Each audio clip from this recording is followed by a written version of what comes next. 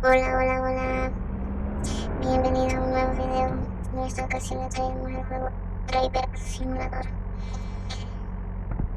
Este juego, como ustedes pueden ver, primero le dan un camioncito donde va a traer cargas de caja y se va a, a repartir a donde indique.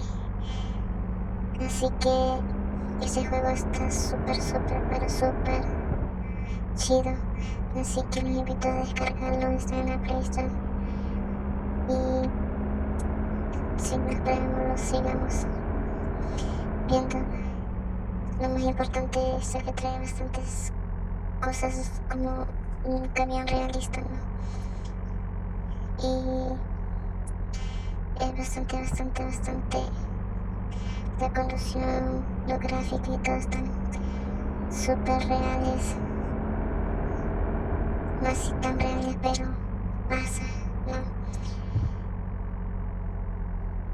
Y como le decía, le dan primero un camioncito para recoger cajas. Luego así va avanzando.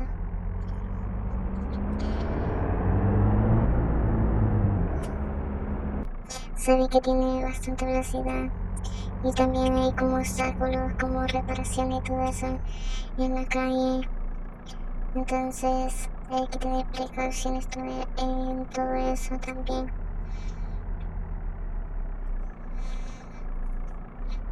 Así que, pues para mí está súper bien el juego, súper bien.